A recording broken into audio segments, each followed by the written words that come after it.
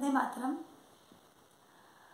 हमारे देश में बहुत सी महान नारियां उत्पन्न हुई है जो ज्ञान विज्ञान त्याग तपस्या दार्शनिक सभी क्षेत्रों में जिन्होंने अतुलनीय उदाहरण प्रस्तुत किए हैं। ऐसी ही एक महान नारी हमारे यहाँ वैदिक काल में जन्म जिनका हुआ था, गर्ग गोत्र में उत्पन्न होने के कारण जिन्हें गार्गी कहते हैं। गार्गी ऋषि वाचकनु की पुत्री थी, इसलिए उनका नाम पूरा नाम वाचकन्वी गार्गी था। एक बार राजा जनक ने अपने यहाँ एक यज्ञ का आयोजन किया। उस यज्ञ में सभी तरफ के प्रकांड पंडित विद्वान आए हुए थे। राजा जनक के मन में विचार आया कि यहाँ जो उपस्थित विद्वान है उनमें सर्वश्रेष्ठ विद्वान कौन है। यह जानने के लिए उसने अपनी गौशाला की 1000 गायों के सींगों पर 10-10 तोला सोना बांध दिया और घोषणा की कि जो सर्वश्रेष्ठ विद्वान है इस इनाम को वह अपने साथ ले जा सकता है। सभी पीछे हट गए क्योंकि इस इनाम को अपने साथ ले जाने का अर्थ था, इन गायों को अपने साथ ले जाने का अर्थ था अपने आप को सर्वश्रेष्ठ साबित करना। तब ऋषि याज्ञवल्क्य ने अपने शिष्यों को आज्ञा दी कि इन गायों को अपने साथ अपने आश्रम की तरफ हाँक ले चलो।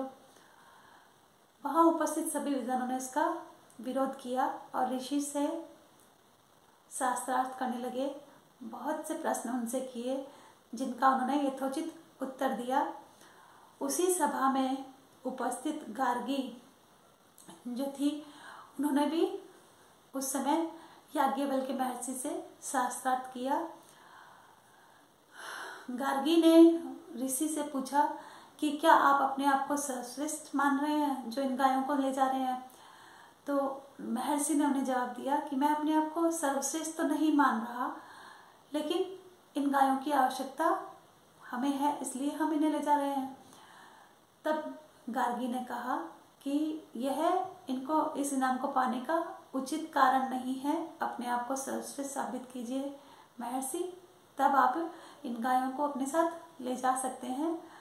वहां उपस्थित सभी विद्वानों से उन्होंने अनुमति ली गार्गी ने कि आप सबकी अनुमति हो तो मैं कुछ प्रश्न महर्षि से करना चाहती हूँ। सभी विद्वानों ने उन्हें अनुमति प्रदान कर दी। तब उन्होंने याज्ञवल्क्य से शास्त्रार्थ किया और उनसे कुछ प्रश्न किए। उन प्रश्नों के उत्तर से उनकी विद्वता सभी को पता चल गई कि ये कितनी विद्वान नारी थी। उसने कहा, महर्षि जल कहाँ जाता है। तो ऋषि ने बताया जल वायु में चला जाता है। तो वायु कहाँ जाती है, वायु अंतरिक्ष में चली जाती है। इस तरह से उनके प्रश्नों का ऋषि उत्तर दे रहे थे और जो उनका उत्तर आ रहा था उसी को उन्होंने प्रश्न में बदल दिया। इस तरह से बहुत से प्रश्न उन्होंने महर्षि से किए। उन प्रश्नों से क्रोधित हो ऋषि ने एक बार बीच में उसे कहा भी कि इतने प्रश्न मत पूछो, आपका दिमाग फट जाएगा, मस्तिष्क फट जाएगा। लेकिन जो विद्वान पुरुष होते हैं उन्हें पता होता है कि कहाँ चुप रहना है और कहाँ बोलना है। इसलिए महर्षि के क्रोधित होने पे भी गार्गी शांत रही और उनसे प्रश्न पूछती रही।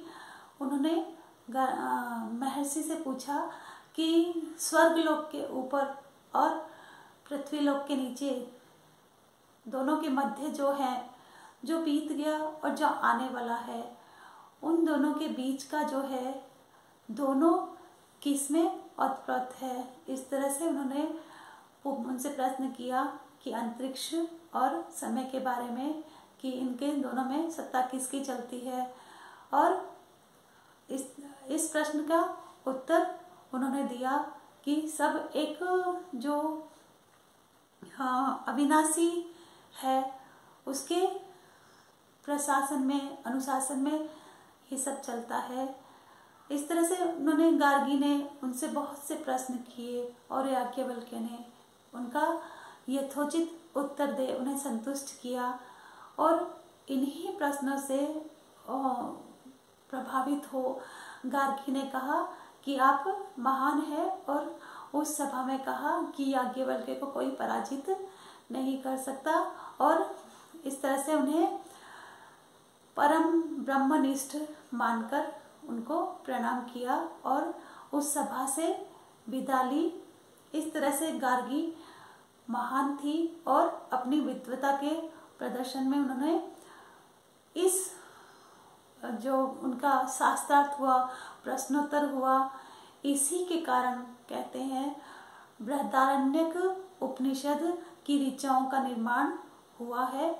और इन सब शास्त्रार्थ के पीछे गार्गी याज्ञवल्क्य को हारना नहीं चाहती थी और वह ब्रह्मज्ञानी थी। इन सब प्रश्नों का उत्तर उन्हें पता था, लेकिन फिर भी उन्होंने पूछा और इन प्रश्नों के उत्तर देते हुए याज्ञवल्क्य महर्षि ने भी उन्हें कहा कि आपने प्रश्न पूछा और इस तरह से प्रश्न पूछते रहना, क्योंकि प्रश्न पूछने से ही उनके उत्तर सामने आते हैं और सबको उनका ज्ञान होता है।